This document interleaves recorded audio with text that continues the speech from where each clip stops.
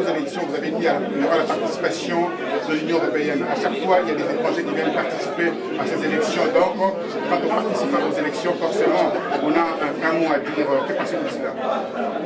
Je pense que la solidarité internationale n'est pas forcément un diktat. Quand l'Union européenne, entre autres, vient nous aider à faire des élections, vous savez que nos ressources sont limitées. On a des fois un problème d'expérience. Il ne faut pas avoir nous, comme je l'ai dit tout à l'heure en parlant d'une autre coopération, c'est nous qui devons savoir ce que nous voulons. On ne peut pas nous imposer quelque chose en disant je vous donne ça à condition que ça. L'aide liée, c'est terminé, vous le savez. Donc, je suis ravi que nous soyons entourés par l'Union européenne, par les Nations unies, par l'OIF, pour organiser des élections libres et transparentes. Et je m'en félicite.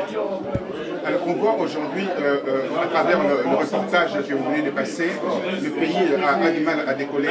On met l'espoir sur le président, qui est un professeur distingué, un démocrate averti. Et comment se fait-il qu'il n'arrive pas à joindre les deux bouts et à satisfaire les Guinéens?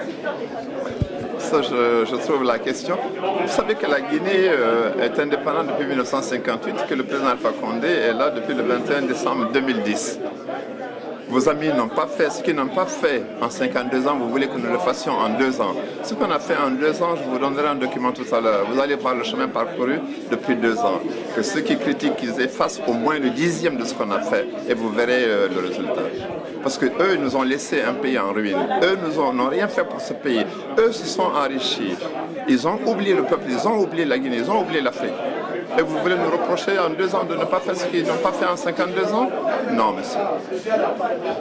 On a suivi récemment à la télévision télévisée en fait le procès sur le tentative de déstabilisation du pays et on a vu quand même une grande démocratie en termes de justice. Mais à l'arrivée, le résultat escompté n'était pas vraiment au rendez-vous.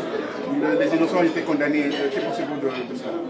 Et je ne sais pas sur quels critères vous basez pour dire que les innocents ont été condamnés. Ça, c'est vous qui le dites.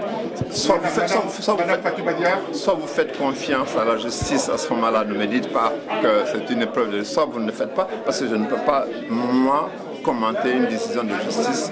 Je suis de formation, j'ai fait droit, je sais ce que c'est. Une décision de justice, je la respecte. Et pour terminer, vous avez invité en fait les journalistes à aller sur place. Est-ce que vous auriez des observateurs indépendants, bien sûr, au niveau de la CENI? Est-ce qu'il y aura des journalistes indépendants qui ne vont pas être, si vous voulez, partisans de pouvoir? Comment vous organisez ces élections? Les journalistes sont libres de partir.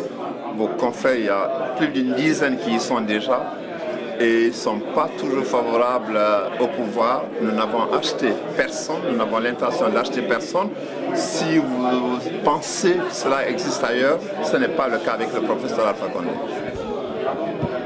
Et la France, effectivement, accorde un crédit à ces pays parce qu'on voit quand même qu'il y a un début d'une grande démocratie, mais il y a des problèmes, comme on dit, techniques, des sociaux, de ce monde, de peur. Comment régler ces problèmes qui plombent complètement ce pays?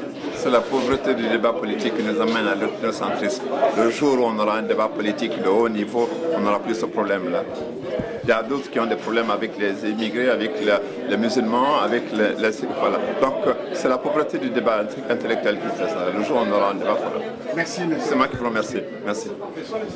Oui.